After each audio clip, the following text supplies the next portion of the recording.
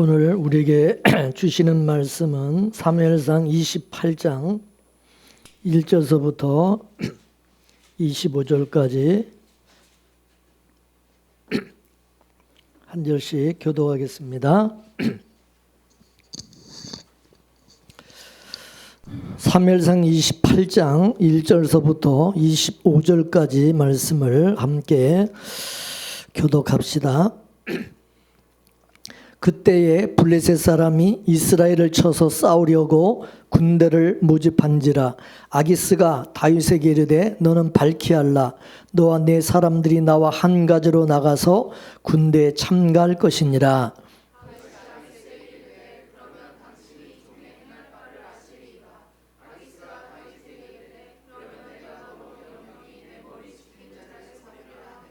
사무엘이 죽었으므로 온 이스라엘이 그를 애국하며 그의 본성 라마에 장사하였고 사울은 신접한 자와 박수를 그 땅에서 쫓아내었었더라.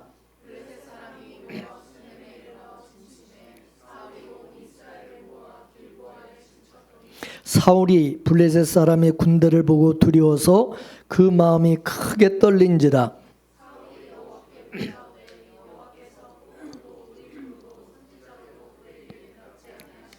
사울이 그 신하들에게 이르되 나를 위하여 신접한 여인을 찾으라. 내가 그리로 가서 그에게 물으리라. 그 신하들이 그에게 이르되 보소서 엔돌에 신접한 여인이 있나이다.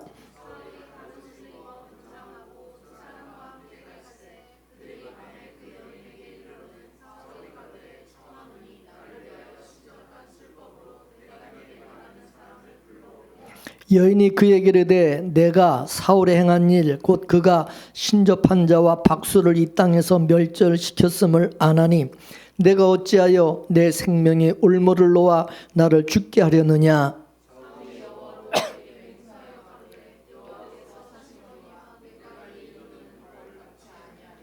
여인이 가로되 내가 누구를 내게로 불러 올리랴. 사울이 가로되 사무엘을 불러 올리라.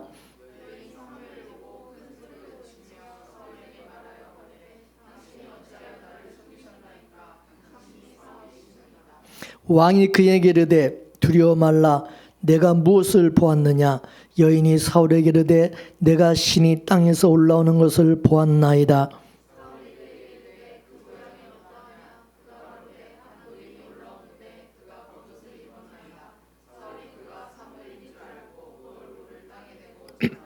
사무엘이 사울에게 이르되 내가 어찌하여 나를 불러 올려서 나로 분욕케 하느냐. 사울이 대답하되 나는 심히 궁급하나이다. 블레셋 사람은 나를 향하여 군대를 일으켰고 하나님은 나를 떠나서 다시는 선지라도 꿈으로도 내게 대답지 아니하시기로 내가 행할 일을 배우려고 당신을 불러 올렸나이다.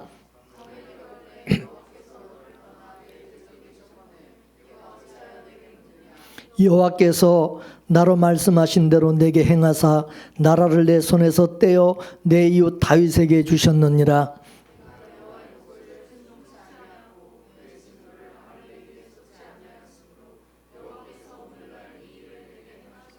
여호와께서 이스라엘을 너와 함께 블레셋 사람의 손에 붙이시리니 내일 너와 내 아들들이 너와 함께 있으리라. 여호와께서 또 이스라엘 군대를 블레셋 사람의 손에 붙이시리라.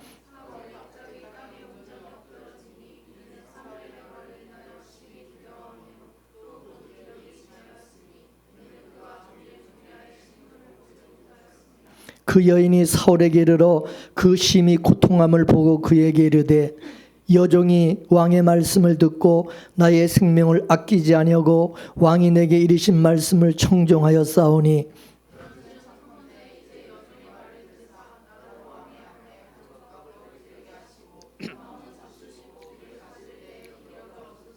사울이 거절하여 가로되 내가 먹지 아니하겠노라. 그 신하들과 여인이 강건하매 그 말을 듣고 땅에서 일어나 침상에 앉으니라.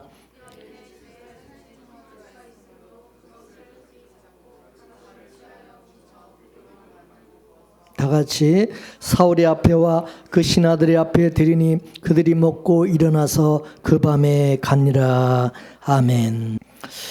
오늘 본문을 보게 되면 사울왕은 이스라엘의 왕으로서 하나님을 섬기고 또 하나님의 그 말씀을 쫓아서 살아가야 함에도 불구하고 하나님이 그토록 싫어하시는 신접한 여인을 찾아가서 점을 보는 내용이 나오고 있습니다. 오늘 본문 3절 말씀을 한번 다시 볼까요? 시작.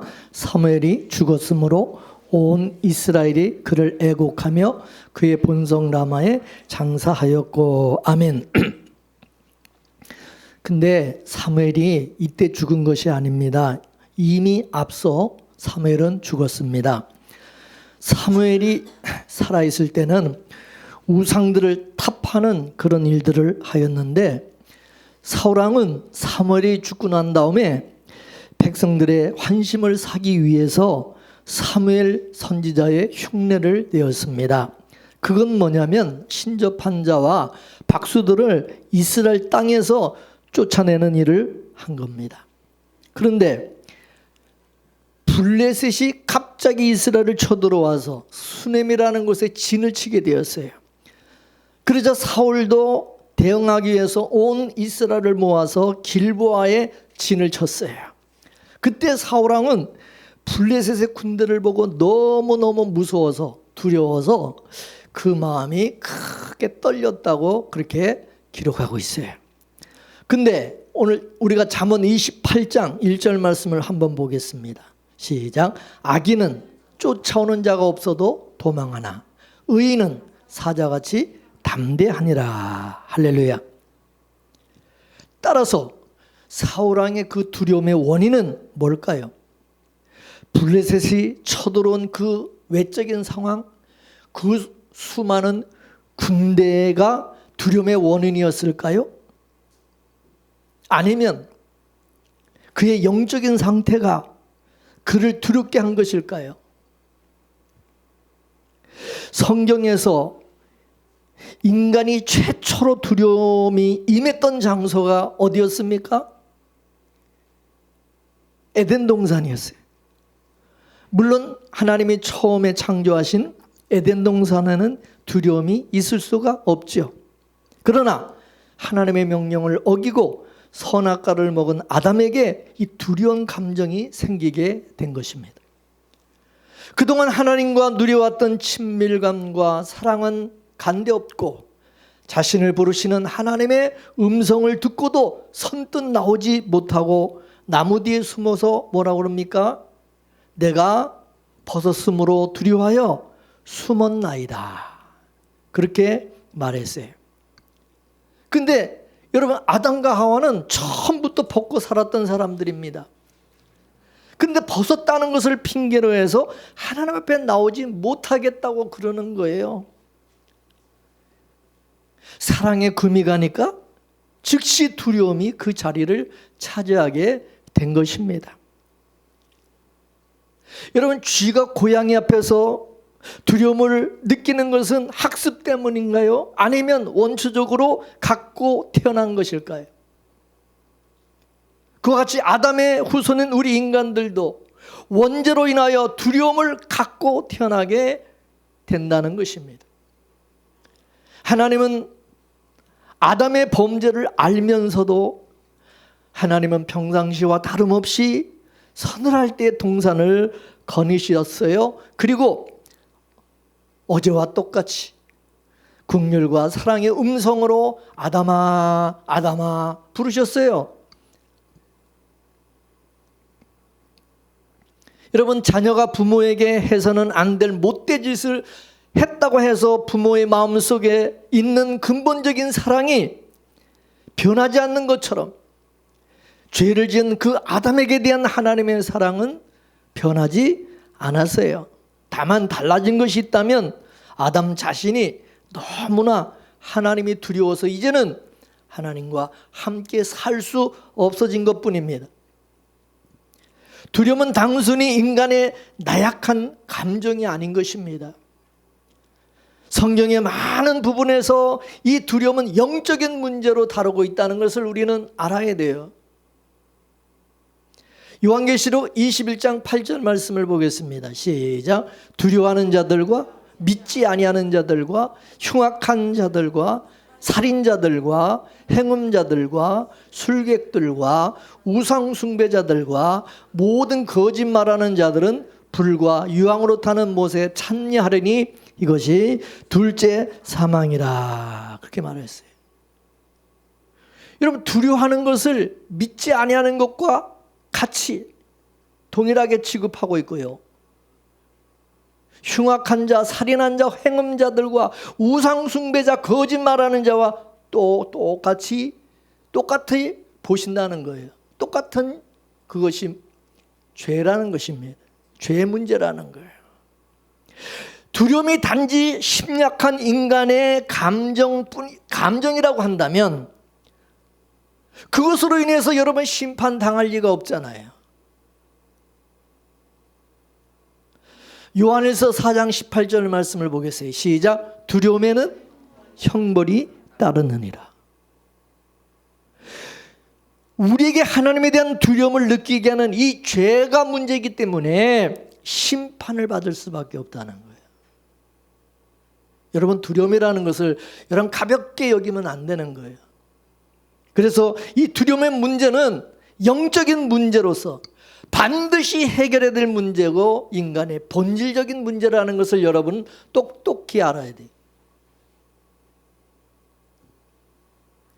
죄로 인한 원초적인 두려움에서 파생된 것이 바로 이 죽음에 대한 두려움인 것입니다. 아담은 선악과를 먹는 순간 네가 이것을 먹는 날에는 정령 죽으리라. 그 하나님의 말씀도 기억이 났을 것입니다. 그래서 그는 죽음에 대한 두려움을 갖게 된 거예요. 그래서 이 죽음은 우리 인간에게 두려움의 대상이 된 겁니다. 히브리서 2장 15절 말씀을 보겠습니다. 시작. 또 죽기를 무서워함으로 일생에 매여 종노릇하는 모든 자들을 놓아주려 하심이니라. 죽음을 두려워해서 일생 종노릇하는 자를 놓아주기 위해서 예수님이 오신 거예요. 구원이라는 것은 바로 우리에게 이 두려움을 없애주시는 겁니다. 모든 인간이 이 죽음을 두려워하기 때문에 종처럼 살고 있다는 거예요. 그리고 사탄은 우리에게 있는 이 죽음에 대한 두려움의 이 본능을 너무너무 잘 알고 있기 때문에 자꾸 죽음을 가지고 교묘하게 우리를 협박하고 그런다는 거죠.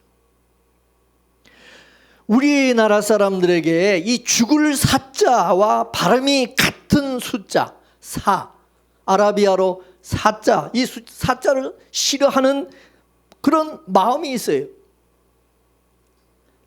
그래서 특히 빌딩이나 병원이나 우리 건물도 엘리베이터에 사자가 있어요? F라고 있어요. F를 사자를 사용하지 않아요.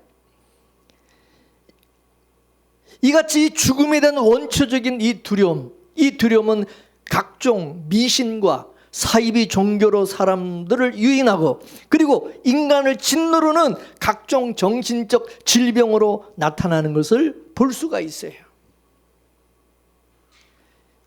정신과 전문의에 따르면요, 이들 환자들은 보통 사람 같으면 그냥 지나쳐 버릴 작은 몸의 변화도 민감하게 받아들이면서 상당한 수의 환자에게 실제로 고통, 통증이 나타난다는 거예요. 내가 이러다 죽는 거 아닌가? 내게는 무슨 뭐 큰 병 걸린 거 아닌가? 그러면서 실제로 통증이 온다는 거예요. 불교에서 유리한 그 삼재, 또 아홉수, 그것도 다 인간의 이 죽음에 대한 두려움에서 나온 거예요. 그래서 그걸 상술로 이용해가지고 요즘 삼재 소멸 카드라든가 부적이라든가 이런 게 몇만 원씩 이 쇼핑몰에 등장하는 것을 볼 수가 있어요. 이러고 보면 인간이 죽을 때까지 이 죽음의 두려움으로부터 벗어날 수가 없는 것이 아닌가 그렇게 생각하는 것입니다. 여러분은 어떻습니까?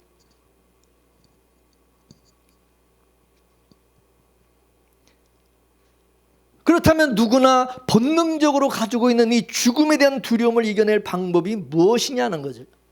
어떻게 우리가 이것을 이겨낼 수 있을까요? 해답은 요한일서 4장 18절에 나와 있어요. 요한일서 4장 18절 시작. 사랑 안에 두려움이 없고 온전한 사랑이 두려움을 내어 쫓나니. 할렐루야. 두려움을 내어 쫓을 수 있는 유일한 무기는 뭐라고요? 사랑이라는 거예요. 사랑은 죽음에 두려워하지 않고 당당하게 맞설 수가 있다는 것입니다.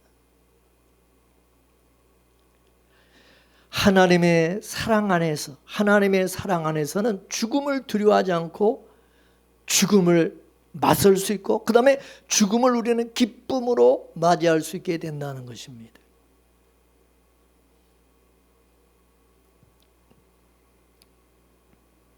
사탄은 언제나 우리를 하나님의 사랑에 대해서 무관심하게 만들고 또 하나님의 사랑을 의심하게 하고 은혜 받지 못하도록 자꾸 방해를 하는 것입니다. 그래서 사탄은 예나 지금이나 우리가 영원히 하나님의 사랑으로부터 멀어지고 떨어지게 만드는 것입니다.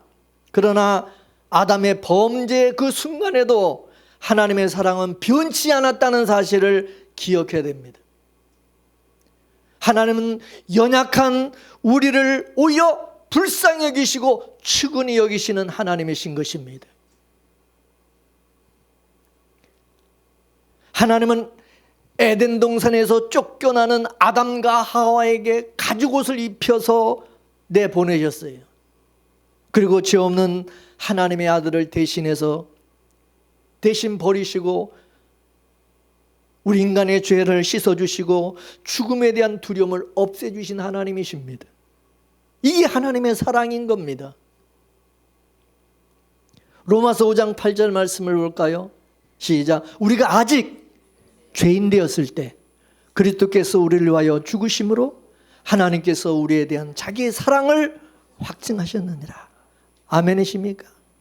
인간은 이런 하나님의 사랑을 알 때에 이 죽음에 대한 두려움을 이길 수가 있는 거예요. 내가 죄를 졌다고 해서 내가 죄와 허물이 있다고 해서 하나님 나를 버리신 것이 아니라는 거예요. 그런 나를 위해서 예수님이 하나님의 아들이 십자가에 피 흘려고 죽게 하신 분이 하나님이시고 그 하나님의 사랑을 우리가 알아야 된다는 거예요. 여러분 성경에는 이 두려워하지 말라는 말씀이 365번 나와요. 무슨 의미예요? 이는 365일 매 순간순간 두려움을 느끼고 살 수밖에 없는 우리에게 하나님 매일같이 두려워하지 말라 격려하시고 위로하신다는 사실입니다. 시편 118편 6절 말씀에 보면 다윗이 뭐라고 고백했습니까? 다 같이 시작. 여호와는 내 편이시라 내가 두려움이 없나니 사람이 내게 어찌할꼬. 다윗이 이렇게 당당하게 말할 수 있는 것은 하나님의 사랑을 온전히 신뢰했기 때문인 것입니다. 여러분도 하나님의 사랑으로 인하여 이 죽음에 대한 두려움을 내쫓는 이기는 그런 성도가 될 수 있기를 주의 이름으로 축원합니다. 예수님께서 요한복음 14장 27절에 뭐라 그랬어요? 시작. 평안을 너에게 끼치노니 곧 나의 평안을 너에게 주노라. 내가 너에게 주는 것은 세상이 주는 것 같이 아니하리니 너희는 마음에 근심도 말고 두려워하지도 말라. 아멘이십니까? 또 이사야 41장 10절 말씀을 보겠습니다. 시작. 두려워 말라 내가 너와 함께함이니라. 놀라지 말라 나는 내 하나님이 됨이니라. 내가 너를 굳세게 하리라. 참으로 너를 도와주리라. 참으로 나의 의로운 오른손으로 너를 붙들어 주리라.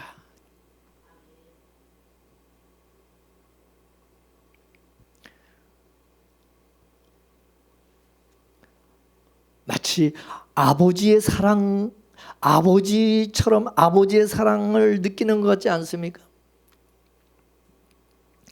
근데 오늘 사울왕은 하나님의 사랑을 온전히 신뢰하지를 못하고 하나님의 사랑 안에 거하지 아니하였기 때문에 이 두려움으로 떨었던 거예요. 사울왕은 사무엘 선지자가 살아 생전에도 별반 그에게 도움을 구하지 않았어요. 그리고 선지자를 통해서 전해지는 하나님의 뜻을 따르고 실천하며 살아야 되는 이스라엘의 왕인 사울왕은 선지자인 사무엘 선지자의 말을 듣지 않았어요. 오히려 귀찮아하고 그 목소리 듣는 것을 싫어했어요.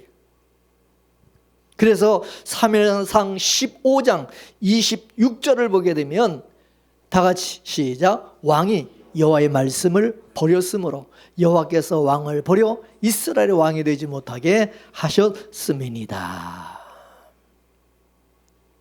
그런데 이제는 사무엘이 죽음으로 인해서 하나님의 말씀을 전해줄 사람도 이제는 아예 없어져 버렸어요.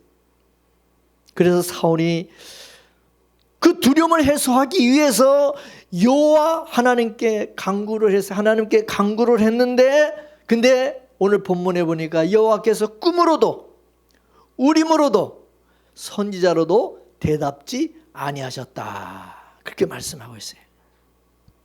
이미 하나님과 단절된 상태에서 계시가 주어질 리가 없는 것이죠. 평소에는 예배 생활을 지멋대로 게을리하는 그런 교인들이 중병에 걸리거나 무슨 자녀 무슨 대학 입시를 앞에 두게 되면 그제서 무슨 100일 기도니 40일 기도니 하면서 난리를 치는 것을 보게 돼요. 예수를 믿는다고 하면서도 그 믿음이라는 것이 꼭 무당 앞에 복을 비는 것과 별 차이가 없다는 거예요. 하나님께서 과연 그런 사람에게 응답을 해 주실까요? 급한 불을 꺼야 될 때만 하나님을 찾으면서 하나님을 무슨 세상의 신접한 자와 박수 무당 수준으로 깎아내려는 그런 사람의 기도에 하나님께서 응답해 주시고 싶은 그런 마음이 들까요? 어림도 없는 일이죠. 하나님 앞에 나오는 것을 마치 귀신을 통해서 복받겠다는 식으로 찾아오는 그런 사람에게 하나님께서 당연히 이런 방구에 응답도 하지 않으실 것은 뻔한 것이죠. 하나님께서는 평소에 당신의 말씀을 습관적으로 순종하지 않고 듣기 싫어하는 그런 사람에게 더 이상 대답하지 아니하시는 것입니다. 하나님께서 사울왕의 기도에 응답하지 않은 것은 그가 범죄함으로 버림을 받았고 하나님과의 관계가 단절이 되고 하나님과 만남과 교제가 없기 때문입니다. 하나님께서는 죄인의 기도를 듣지 않으신다고 그랬어요. 잠언 15장 29절 시작. 여호와는 악인을 멀리하시고 의인의 기도를 들으시느니라. 하나님의 영이 떠난 사울왕에게 하나님께서는 더 이상 어떤 계시도 지시도 대화도 하지 않으셨습니다. 그렇다면 여러분, 하나님께서 이와 같이 사울왕의 기도도 듣지 아니하시고 응답하지 않으면 사울왕은 어떻게 해야 됩니까? 내가 하나님 앞에서 하나님이 나를 어떻게 생각하고 계시는지, 내가 하나님께 버림받을 정도로 내가 이렇게 악하고 내가 잘못 살았구나, 그거를 깨닫고 하나님 앞에 납죽 엎드려서 회개하고 하나님 불쌍히 여겨달라고 그렇게 해야 됩니까? 아니면 포기하고 다른 데로 가봐야 돼? 다른 데로 가야 되겠습니까? 하나님께 더 매달려야 되겠습니까? 아니면 하나님 외에도 해결받을 길이 있다, 하나님밖에 없냐? 그리고 여러분 다른 신을 찾고 다른 데로 가야 되겠습니까? 무당에게로 가야 되겠습니까? 절간으로 가야 되겠습니까? 하나님밖에 없다는 것이 여러분 믿음인 것이죠. 예수 그리스도께서만이 길이요 진리요 생명이라고 믿는 것이 참다운 믿음이 아니십니까? 하나님 안 해주시면, 하나님 응답 안 해주시면, 하나님 도와주지 않으면 딴 데 가서 알아봐야 됩니까? 다른 데로 가? 그 믿음이 아니죠. 하나님 말고도 믿을 때가 있는 사람은 그건 하나님 믿는 것이 아닌 것입니다. 하나님을 믿는 것은 하나님만 믿는 것입니다. 하나님만. 나에게는 하나님밖에 없습니다. 나에겐 주님밖에 없습니다.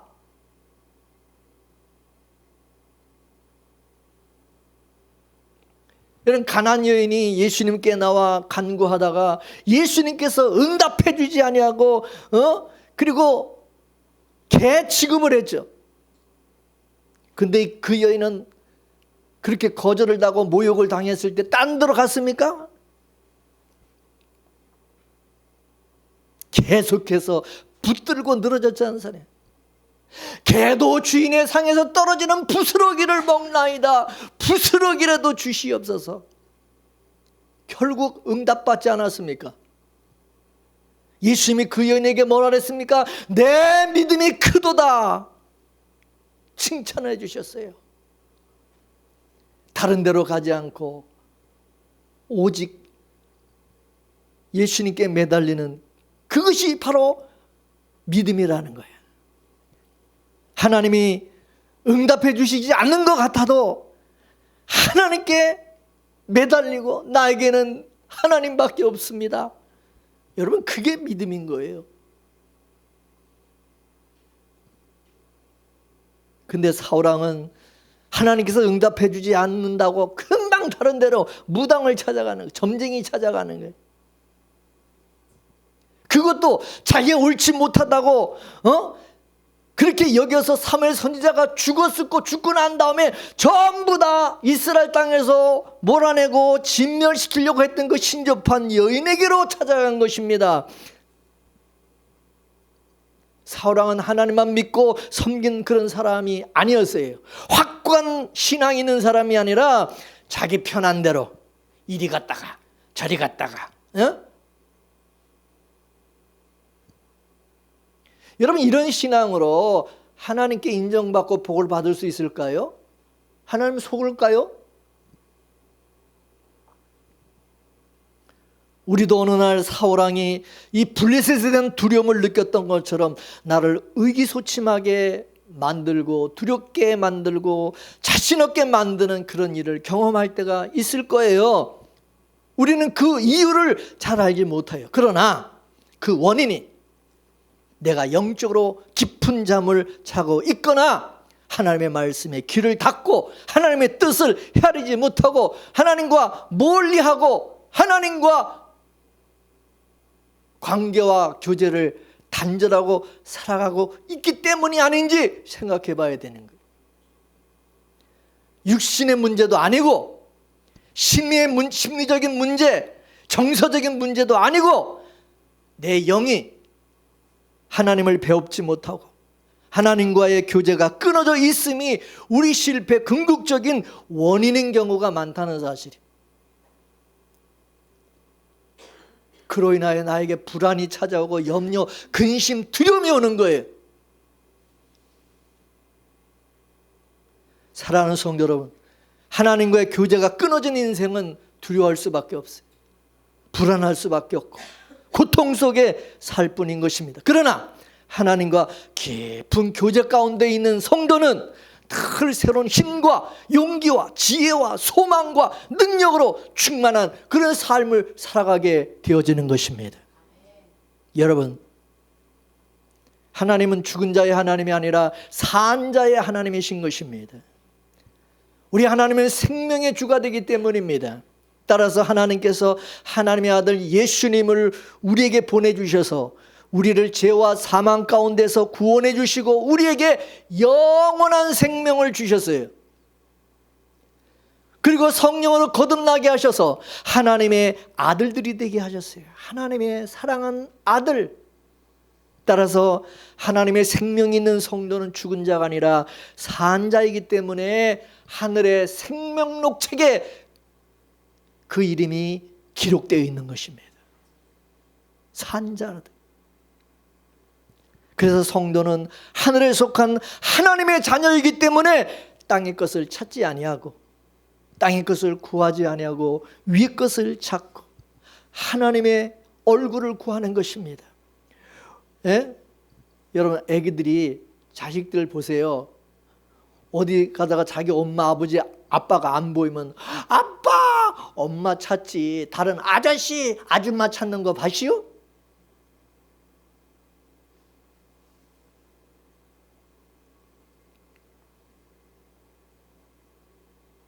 우리는 항상 살아계신 하나님을 찾아가지, 하나님을 찾지. 생명이 없는 신을, 죽은 신을 찾아가고 죽은 신을 섬기는 무당과 우상을 여러분 찾아가지 않는다는 것입니다.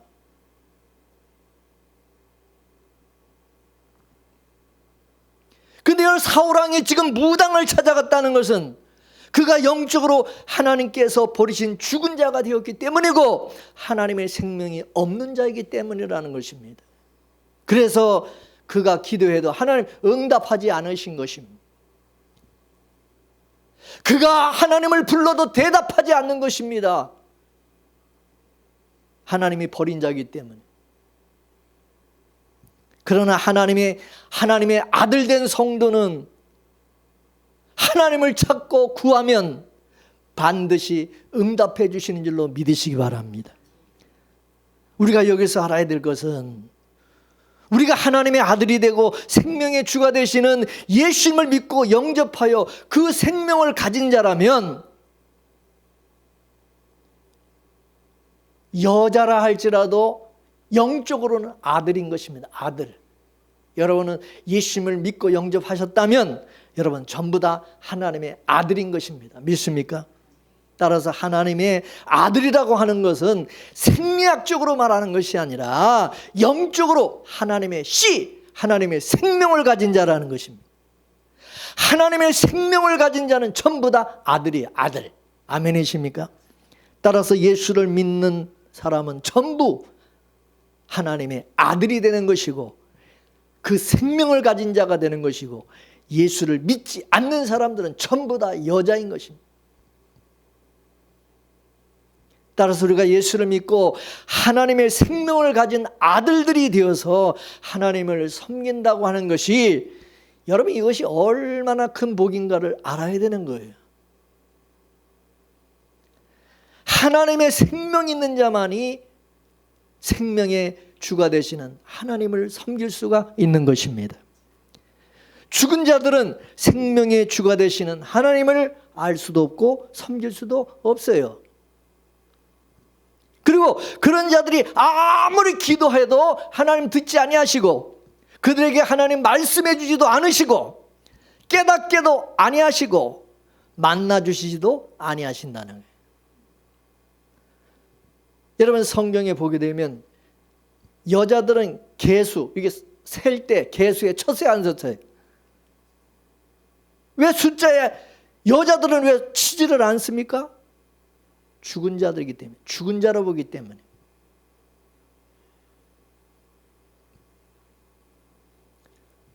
그래서 구원이 뭐냐? 따라서 구원은 여자가 뭐 되는 거예요? 남자가 되는 것이 구원이에요. 할렐루야. 구원이 뭐라고요? 여자가 남자 되는 거예요. 그래서 우리에게 하나님은 종의 영이 아니라 양자의 영, 아들의 영을 주시고 성령의 인도함을 받는 아들이 되게 하셨다. 그렇게 말씀하고 있는 거예요.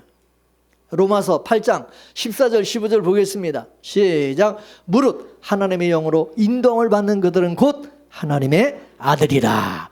너희는 다시 무수하는 종의 영을 받지 아니하고 양자의 영을 받았으므로 아바, 아버지라고 부르짖느니라. 할렐루야. 그러므로 우리가 이렇게 하나님 앞에 나와서 예배드리고 성령이 하시는 말씀을 듣고 깨닫게 해주시고 하나님과 교제할 수 있다는 거, 여러분 이게 얼마나 큰 복인가를 알아야 되는 거예요. 아멘이십니까? 사울왕은 사무엘 선지자가 죽었을 때에 신접한 자와 박수 무당을 그런 미신을 섬기는 자들을 이스라엘 땅에서 다 쫓아내었어요. 근데 블레셋 군대가 침략해 오니까 두려워서 크게 마음이 떨릴 수밖에 없었고, 이 막 다급해지니까 어처구니 없게 자기가 전에 쫓아냈던 그 신접한 여인을 찾으라고 명을 내렸어요. 아니, 얼마 전에는 명을 내려서 다 쫓아냈던 무당을 이제 자기 스스로 찾아 나선 것입니다. 이거는 마치 잠언 26장 11절 말씀처럼 개가 그 토한 것을 도로 먹는 것 같이 미련한 자는 그 미련한 것을 거듭 행하느니라 하는 말씀과, 또 베드로후서 2장 22절 참속담에 이르기를 개가 그 토했던 것에 돌아가고 돼지가 씻었다가 그 더러운 구덩이에 도로 누웠다는 말이 저에게 응하였도다. 여러분, 이 말씀과 똑같은 거죠. 근데 흥미로운 사실은 뭐냐? 사울의 신하들이 신접한 여인을 찾으라는 그 사울왕의 말을 듣자마자 뭐라 그러냐? 엔돌에 신접한 여인이 있나이다! 바로 그냥 대답을 하는 거예요. 엔돌이라는 것은 므낫세 지파에 속한 성읍인데, 사울의 신하들이 거기 신접한 자가 있다고 하는 것을 아는 것은 뭐요? 신접한 자를 쫓아내라고 그랬는데 뭐요? 쫓아냈다는 것, 안 쫓아냈다는 거예요? 안 쫓아냈다는 거지. 거기 유명한 신접한 자가 거기 있다는 것도 알고 있다는 거지. 그리고 사울왕 몰래 지들도 그 신접한 여인에게 찾아가서 점을 치고 점을 봤다는 얘기지. 지도 가서 봤으니까 알지. 어떻게 알아?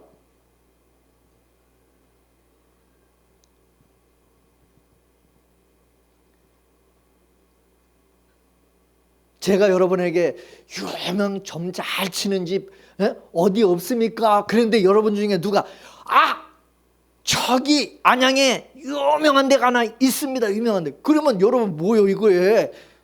그 사람은 거기 안다는 것은 거기 갔다는 거지.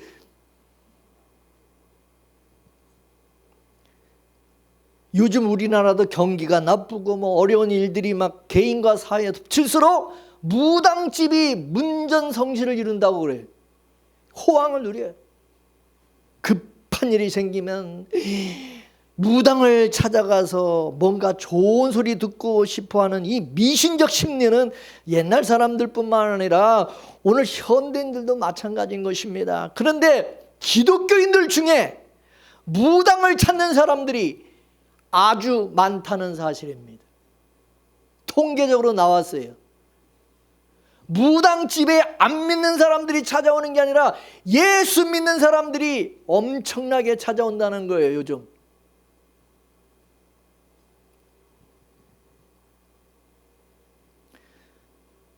사울왕도 미신을 자기 영토에서 쫓아냈지만은 자기 마음속에서는 여전히 몰아내지 못하고 있었던 것입니다.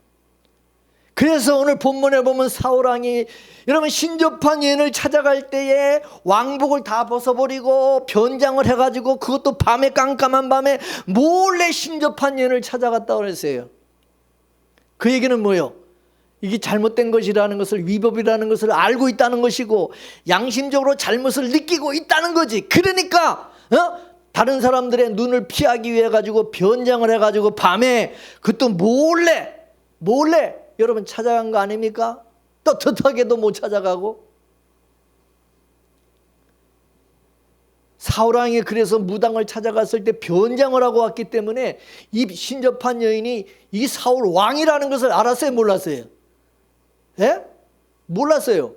그래서 이 사울이 신접한 여인에게 나를 위하여 신접한 술법으로 내가 말하는 사람을 불러 올리라, 그렇게 요청을 했어요. 그러니까 그 여자가 뭐라고 그러냐? 네가 사울에 행한 일, 곧 그가 신접한 자와 박수를 이 땅에서 멸절시켰음을 너는 모르느냐? 네가 어찌하여 내 생명에 올무를 놓아 나를 죽이려고 그러냐? 여자가 그렇게 말을 했어요. 그러니까 본문 오늘 13절, 10절, 13절 한번 보겠습니다. 시작. 사울이 여호와로 그에게 맹세하여 가로되 여호와께서 사시거니와 내가 이 일로 벌을 당치 아니하리라. 여인이 가로되 내가 누구를 내게로 불러 올리랴? 사울이 가로되 사무엘을 불러 올리라. 여인이 사무엘을 보고 큰 소리로 외치며 사울에게 말하여 가로되 당신이 어찌하여 나를 속이셨나이까? 당신이 사울이시나이다. 왕이 그에게 이르되 두려워 말라. 내가 무엇을 보았느냐? 여인이 사울에게 이르되 내가 신이 땅에서 올라오는 것을 보았나이다. 지금 사울왕이 여호와께 맹세하면서 금하신 그 일을 지금 하고 있는 겁니다. 심접술은 악령의 활동입니다. 악령도 제한적으로 신기한 일을 행하기도 하는 것입니다. 그래서 이런 무당 세계에서 일어나는 귀신의 장난은 분명히 있어요. 아주 용하게 알아맞추고 뭐 우리 과거에 대해서 아주 훤히 아는 것처럼, 물론 그건 사실이에요. 무슨 엑소시스트 강신술 따위가 전혀 허위고 거짓이 아닌 것입니다.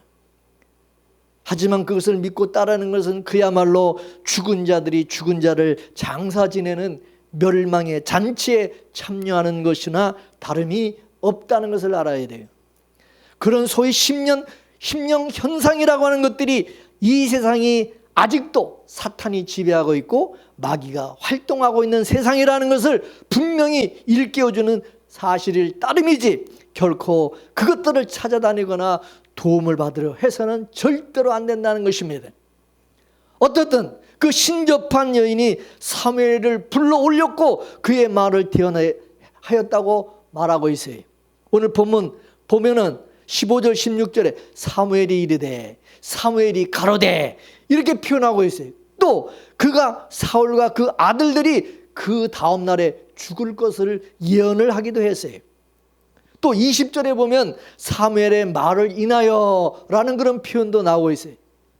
그러나 그 여인이 불러 올린 사무엘 선지자가 진짜일까요? 가짜일까요? 오늘 본문의 표현에 근거해서 진짜라고 그렇게 보는 견해도 있지만 성경 전체로 우리가 볼 때에 이거는 악령의 활동이고 속임수라는 것을 우리는 알아야 되는 것입니다. 그 이유는 뭐냐? 첫째, 이 신접술은 여호와 하나님께서 엄히 금하신 것이었기 때문입니다.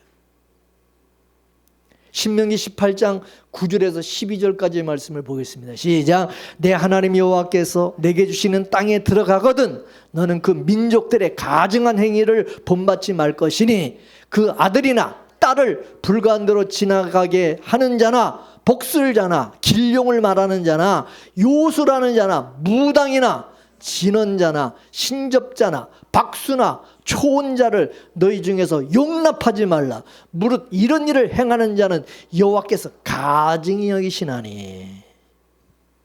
하나님께서 가증히 여기는데 무당이 신접한 자가 죽은 사무엘을 불러 올렸을 때 불러 올리게 했을까요? 절대 아니죠. 두 번째, 신접한 자로 나타난 이 사무엘이 사울왕의 경배를 받았다는 것입니다. 경배는 누구한테만 합니까? 오직 하나님께만 경배를 드렸는데, 아니 사무엘 선지자가 사울왕의 경배를 받았다? 이건 가짜죠. 그럴 리가 없는 거죠. 진짜 사무엘 선지자라면. 14절 말씀 보면입니다. 14절 시작. 사울이 그가 사무엘인 줄 알고 그 얼굴을 땅에 대고 절하니라. 사울왕은 죽은 영, 즉 귀신 앞에 넙죽 절하는 것을 두고 본인은 선지자에 대한 공경이라고 존경심이라고 말할 수 있을지 모르지만 하나님 앞에는 엄청난 죄악인 것입니다. 즉 사울이 선지자를 대하는 자세는 우상 숭배자들이 흔히 하는 식과 똑같은 것입니다. 그 신접한 여인이 사울왕이 내렸던 생명을 상기시키면서 자기 스스로 죽을 짓을 할 수 있다고 없다고 겁을 낼 때에 사울 왕은 뭐라 그러냐, 여호와의 이름으로 맹세까지 하면서 여호와께서 사시거니와 네가 절대 벌을 당치 아니하리라, 그렇게 그 여인에게 말해 주었어요. 여호와의 이름으로 무당을 쫓아내고 죽였던 사울이 이제 와서는 여호와의 이름을 들먹거리면서 그 신접한 여인의 생명을 보장해 주고 있어요. 정말 명색이 이스라엘 왕이라고 그러면서 파렴치하기 짝이 없는 작태를 보이고 있는 겁니다. 셋째, 하나님께서는 후에 사울 왕의 지금 이 행위를 정죄하셨어요. 자, 역대상 10장 13절 14절 보겠어요. 시작. 사울의 죽은 것은 여호와께 범죄였습니다. 저가 여호와의 말씀을 지키지 아니하고 또 신접한 자에게 가르치기를 청하고 여호와께 묻지 아니하였으므로 여호와께서 저를 죽이시고 그 나라를 이새의 아들 다윗에게 돌리셨더라. 아멘. 넷째, 신접술에 의해 가지고 올라왔던 이 사무엘이, 여러분, 그 사무엘의 영이 하늘에서 내려왔어요? 땅에서 올라왔어요? 땅에서 올라왔어요. 그러면 죽은 사무엘이 하늘에 계세요? 땅에 계세요? 땅 아래에 있어요?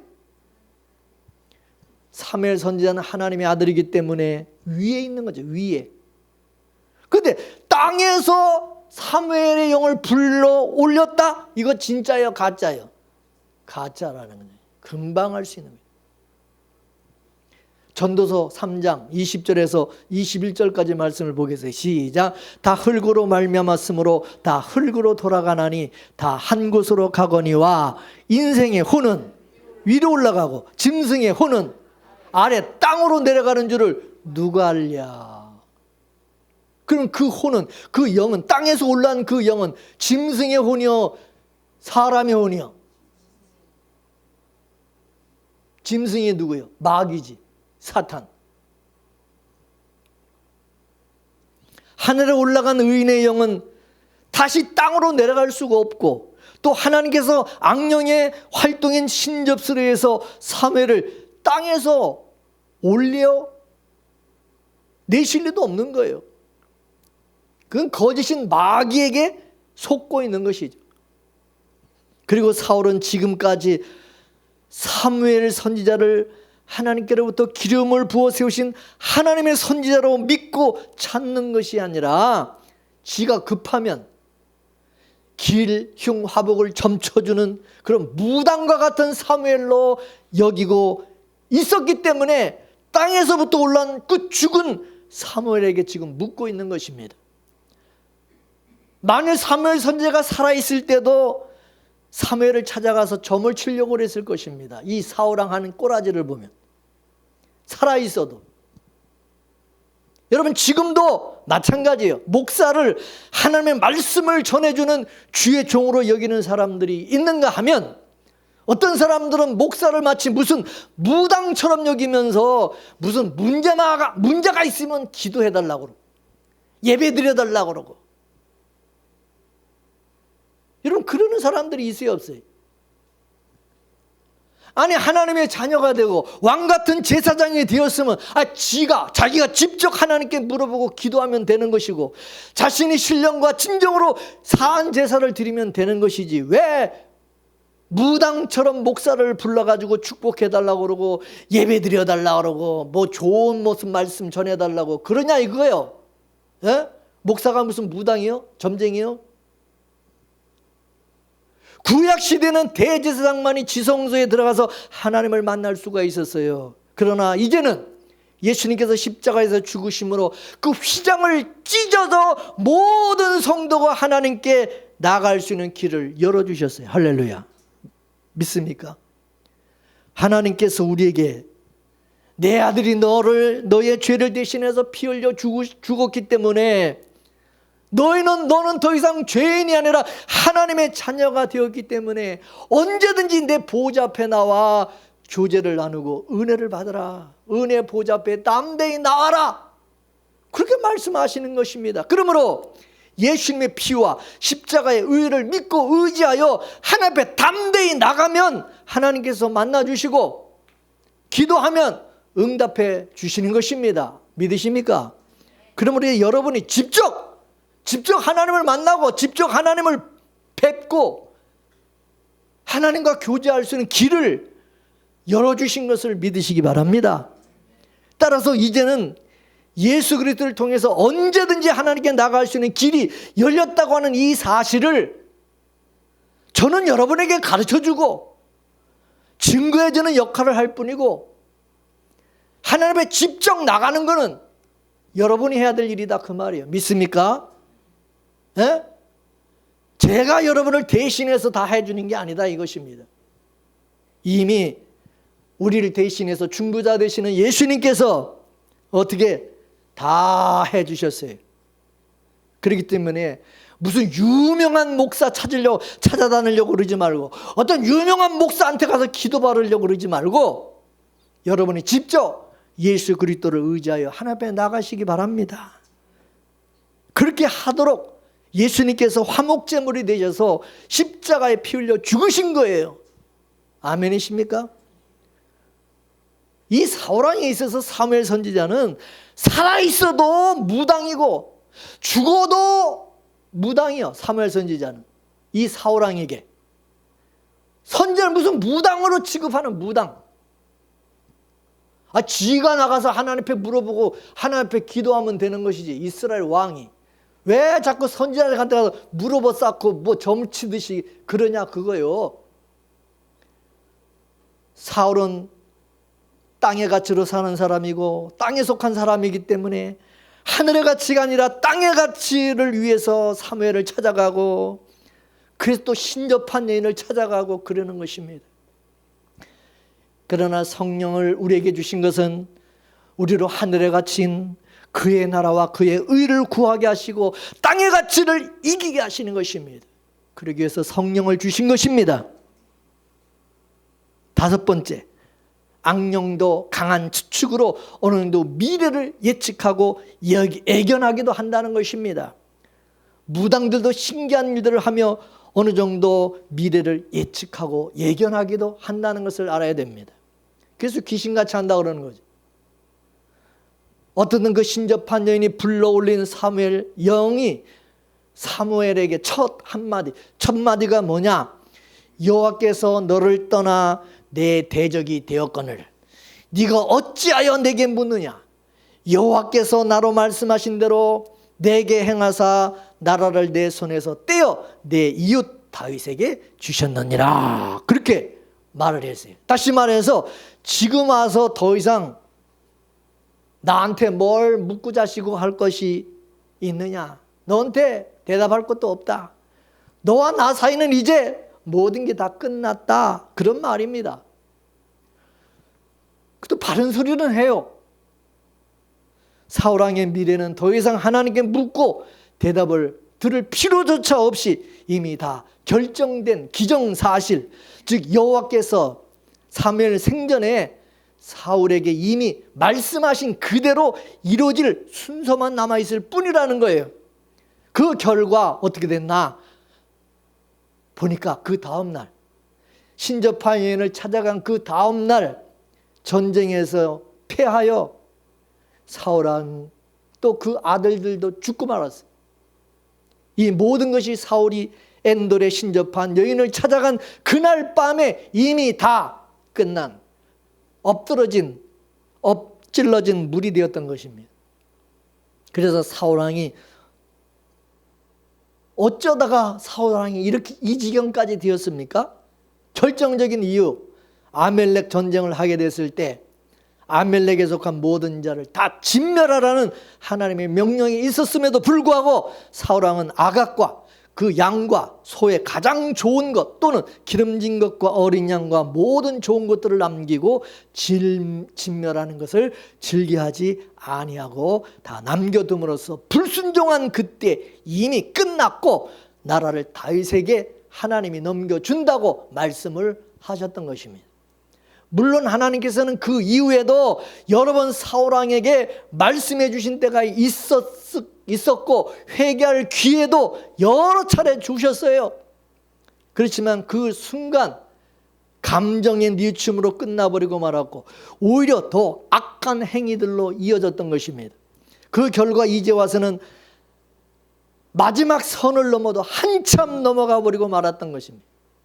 하나님께서 더 이상 그에게 말씀을 해주실 가치조차 없는 이미 끝난 사람이라는 낙인을 찍으신 거예요. 그처럼 하나님의 말씀을 제대로 순종할 수 있었던 그 아까운 기회들을 다 지발로 다 차버리고 이제 와서 발버둥을 치고 안달이나 그러면 이제 소용이 없는 거예요.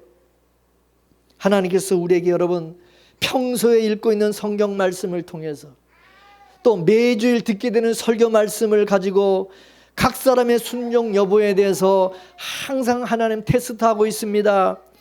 정말 그 들은 말씀에 순종하고 체험하고 있는지 저와 여러분 매일 우리는 사실 시험 치고 있는 거예요. 하나님 우리를 테스트하고 시험을 보고 있는 거예요. 어떻게 하나. 그리고 하나님 보시기에 전혀 가망이 없는 낙제생 교인에게는 어떻게 할까요? 아예 문제 자체도 주지 않으실 때가 온다는 거예요. 목사의 설교를 듣고서 완전히 순종을 못하더라도 그나마 마음이 찔리고 양심의 가책이라도 느끼고 있으면 아직도 기회가 주어져 있는 사람이에요. 그런데 하나님께서 완전히 버린 자가 되면 그야말로 말씀을 들어도 깨닫지도 못하고 말씀을 들어도 이쪽 귀로 듣고 이쪽 귀로 흐르고 설교 말씀 들을 때 그냥 졸고 잠이나 자고 앉았고 아예 말씀이 귀에 들어오지 않는 듣는 즉시 새가 와가지고 그것을 쪼아 먹어버리는 길바닥 같은 최악의 상태에 도달하게 된다는 거예요. 이게 저주입니다. 여러분의 마음이 여러분이 영적인 상태가 그 지경까지 가면 안 된다 그 말이에요. 설교 말씀을 들으면서도 자기에게 필요하다고 생각되는 말만 들으려고 하는 사람, 자기 기분에 맞는 말에 동감하는 그런 교인들이 있어요. 그처럼 하나님의 말씀을 자꾸 가려듣기 시작하면 이미 불순종을 저지르고 있다는 사실을 알아야 됩니다. 왜 하나님께서 내 기도를 들어주지 않으실까 생각이 들게 되면 내가 과연 평소에 하나님의 말씀을 순종하고 살고 있는지, 내가 하나님의 말씀을 제대로 듣고 있는지 질문해 봐야 되는 거예요. 하나님의 말씀을 듣는 것을 무당을 찾아가 가지고 무슨 좋은 운세를 받는 것처럼 여기는 것도 하나님을 격하시키는 불손한 행위지만은 하나님의 말씀을 듣고 나서도 불순종하는 것, 그거 역시 악한 신성 모독인 것입니다. 그것이야말로 하나님을 깔보는 행위인 것입니다. 여러분, 윗사람이 무슨 말을 해도 들은 채 많지 않은 것은 그 건방진 자세가 아닙니까?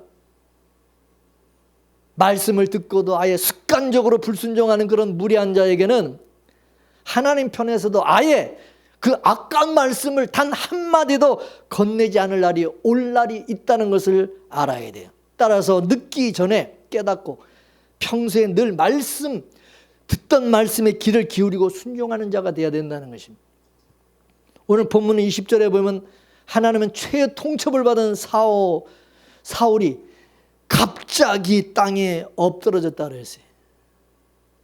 이제는 그에게 심히 두려움과 기력이 지나진 것밖에 더 남은 것이 없었습니다. 신접한 여인을 만난 것은 그를 더욱 절망케 했을 뿐 아무런 해결책이 되지 못했습니다. 따라서 거짓된 신비주의는 절대로 우리에게 해답을 주지 못한다는 것을 알아야 됩니다. 우리가 범죄했을 때 하나님 앞에 철저하게 회개하고 오직 하나님의 말씀에 순종해야 됩니다. 모든 문제 해결은 회개에 있습니다. 그러나 이 사울왕은 철저히 회개가 없었어요. 사람이 죄를 범할 수 있어요.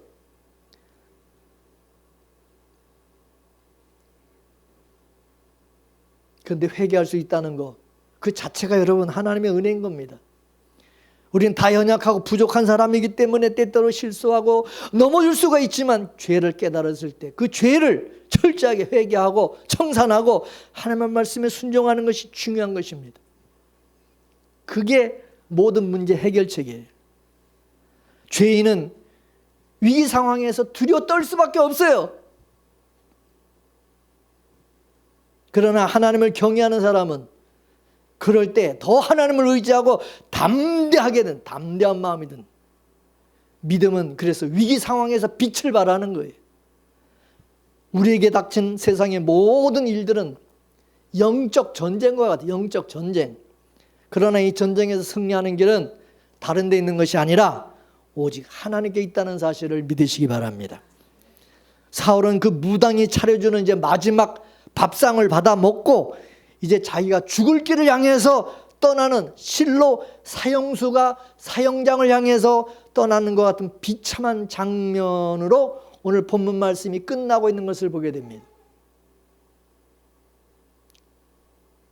마지막 밥상을 이 무당이 차려주고 이 여인이 차려준 그 마지막 밥을 먹고 형장으로 걸어나가는 그런 모습을 우리에게 보여주고 있어요. 이 모든 일을 두고 역대상 10장 13절 14절에 뭐라고 그러냐, 사울이 죽은 것은 여호와께 범죄하였습니다. 저가 하나님의 말씀을 지키지 아니하고 또 신접한 자에게 가르치기를 청하고 여호와께 묻지 아니하였으므로 여호와께 저를 쳐 죽이시고. 이 말씀 그대로 사울의 죄는 하나님을 무슨 무당 대하는 것처럼 한 것과 말씀에 불순종한 것이었습니다. 그리하여 하나님께 더 이상 그와 대화를 나눌 필요조차 느끼지 않게 되셨을 때, 아니 그에게 단 한마디 말씀도 해주실 가치가 없다고 여기게 되셨을 때 사울의 인생은 끝장나고 말았던 것입니다. 그러므로 목사의 설교가 도무지 귀에 들어오지 아니하면 심각한 적신호라는 사실을 알아야 됩니다. 목사의 설교까지 지겹고 어렵고 이해가 되지 않고 공감이 되지 않는다고 한다면 도대체 무슨 수로 하나님의 말씀을 듣고 깨달을 수가 있겠습니까? 점쟁이한테 가가지고 성경을 풀어달라고 성경 좀 이걸 해석해달라고 그럴 겁니까?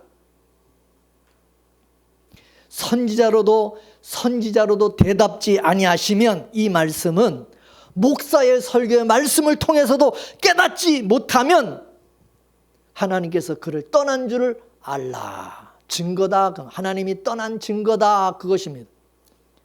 급할 때만 하나님 찾고 목사 찾아서 무슨 목사를 무당 대하는 것처럼 하는 사람, 이미 들은 말씀도 전혀 순종치 않으면서 자기한테 무슨 급한 일만 있으면 목사 찾아가지고 뭐 예배 드려달라고 그러고 무슨 좋은 말씀 해달라고 기도해달라고.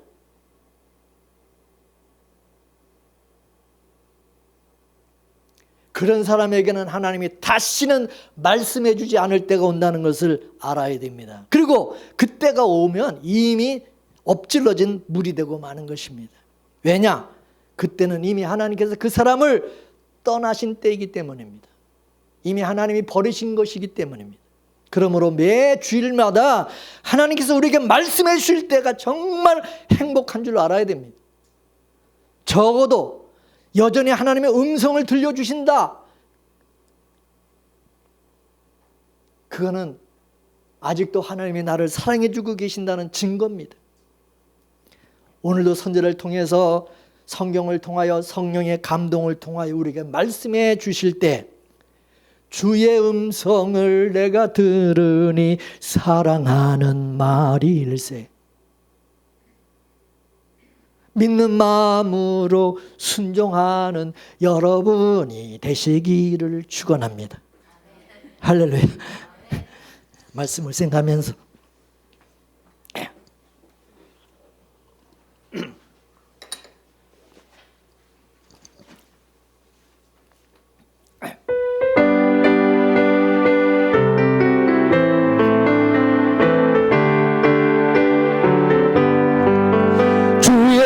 음성을 내가 들으니 살아나는 말일세. 믿는 마음으로 주께 가오니 나를 영접하소서.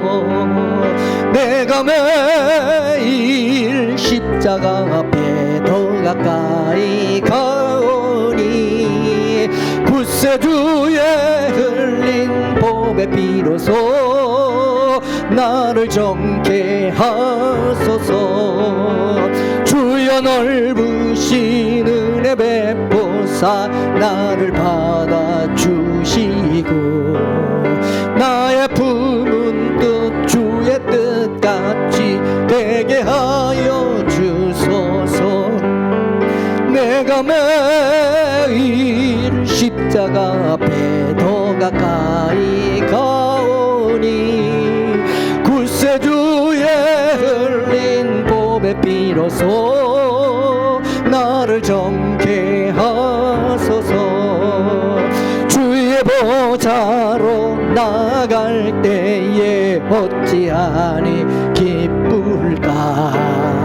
주의 얼굴을 항상 배우니 더욱 친근합니다. 내가 매일 십자가 앞에 더 가까이 가오니 구세주의 흘린 보배 비로소 나를 정케 하소서. 우리 구주의 넓은 사랑을 측량할 자 없으며 주가 주시는 참된 기쁨도 헤아릴 수 없도다. 내가 매일 십자가 앞에 더 가까이 가오니 구세주의 흘린 보배 비로소 나를 정케 하소서.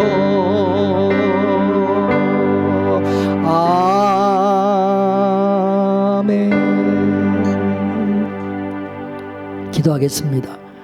하나님, 우리에게 예수 그리스도의 그 보혈의 피에 그 공로를 깨끗게 하사 하나님의 자녀되게 하사 우리에게 성령을 보내주셔서 성령 안에서 하나님과 교통하며 교제하게 하시고 성령이 우리에게 주시는 그 말씀을 들을 수 있는 귀를 주시고 깨닫는 마음 주신 것 감사합니다. 오늘도 하나님 앞에 나와 주의 종을 통하여 주시는 말씀을 듣게 해주시고 깨닫는 마음 주신 것 감사드립니다. 저들의 귀와 마음이 닫혀지지 않게 하시고 하나님부터 멀어지지 않게 하시고 눈과 귀가 막혀 소경이 영적 소경이 되는 것이 아니라 항상 우리의 영의 눈이 우리의 귀가 마음이 열려서 주님의 얼굴을 구하고 늘 주님과 교통하고 교제하고 주의 말씀을 듣고 순종하며 그 뜻대로 살아갈 수 있는 주의 성도들 다 될 수 있도록 도와주시옵소서. 우리 자신을 위해서 하나님여 무당을 찾고 신접한 자를 찾고 점쟁이를 찾는 어리석은 자 한 사람도 없게 하여 주시고 오늘 하나님 우리에게 어떤 말씀을 주시더라도 하나님 앞에 순종하는 마음으로 감사하는 마음으로 받아들이고 깨닫고 잘못한 것이 있으면 돌이키고 회개하는 우리 모두가 되게 하여 주셔서 하나님께서 이끄시는 대로 성령의 이끄심을 따라 살아가는 하나님의 아들들이 되게 하여 주옵소서. 감사하며 예수님의 이름으로 기도 올려옵나이다. 아멘.